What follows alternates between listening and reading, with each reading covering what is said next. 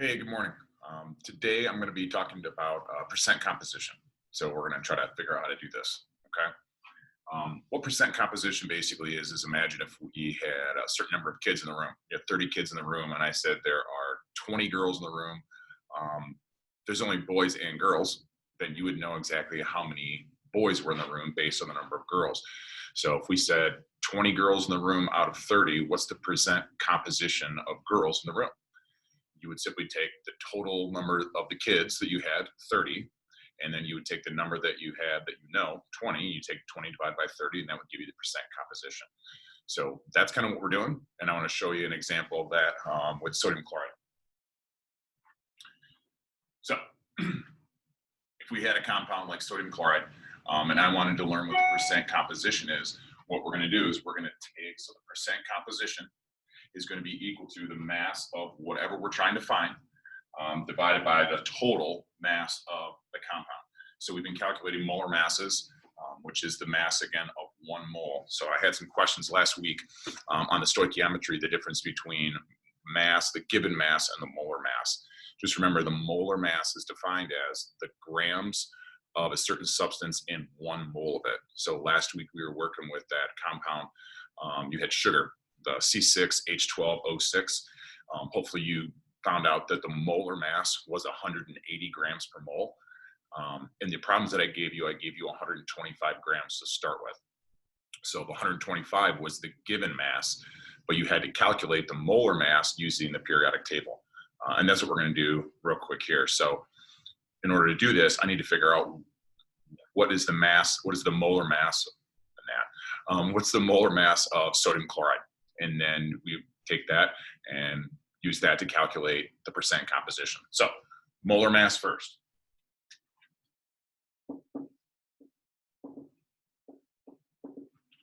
Okay, so I got sodium and I got chlorine. Grab my periodic table.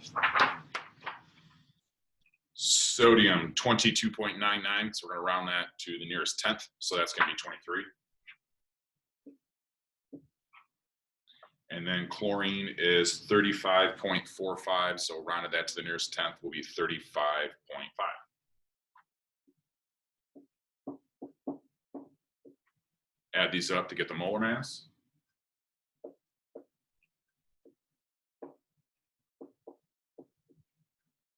Okay, so the molar mass of sodium chloride is 58.5 grams per mole. If I want to figure out the percent composition of, pick one of the two, let's say sodium. Okay, so if I want to figure out what is the percent composition of sodium in sodium chloride, this is how you do it. You would take the mass of X, whatever we determine, which one are we trying to find out? We chose sodium. I could have solved for chlorine.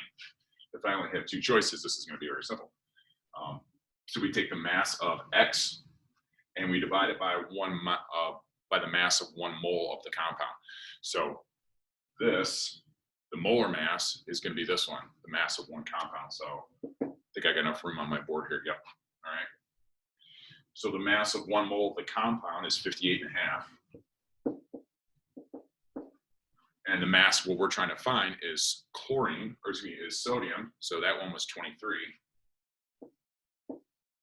And you just simply divide these two, multiply by 100 to make it a percent, and there you go. Let me grab my calculator. Okay, I got enough room on my board there if you guys can see. Okay. So 23 divided by 58.5 is 0.393. If I multiply that by 100, I'm going to get roughly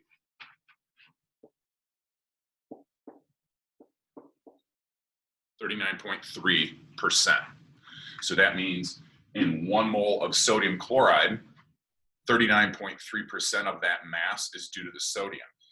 Now I could do this whole thing again and put chlorine's mass of 35.5 here, recalculate, and get the other one. However, you could also understand that if there's only 2 things here, sodium and chlorine, then the other one is just going to be 100 minus that number. So chlorine's percentage is going to be what, 60.7?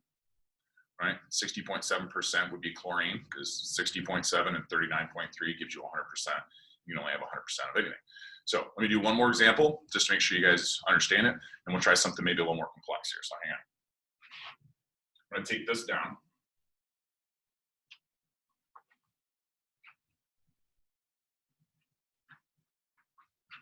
Let's try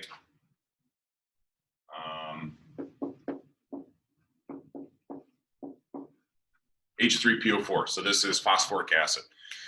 Let's say we want to figure out the percent composition of the oxygen. Trying to figure out his mass, okay? I need to know the mass of everybody. So I've got hydrogen, phosphorus, and oxygen. I've got 3 hydrogens. I've got 1 phosphorus, and I've got 4 oxygens. Okay, mass of hydrogen for the periodic table is 1. Phosphorus, I don't know off the top of my head. Phosphorus is 30.973. So if we round that, it'll be 31. 31.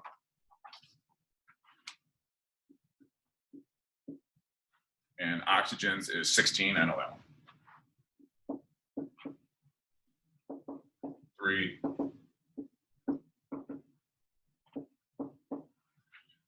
3, 3164. Now I just add those up.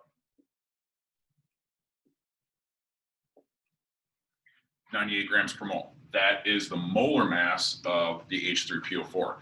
So if I want to figure out the percent composition of oxygen, I'm going to take the mass of the oxygen divided by the molar mass of the compound. So we know the mass of the oxygen is this, and of the compound is 98. So I would take percent composition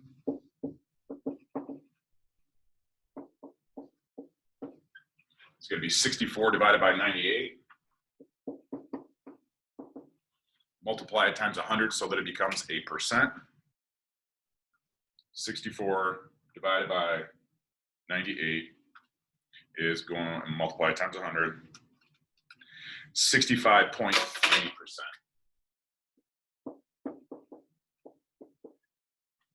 So that means that the percent of oxygen is going to be 63.5%.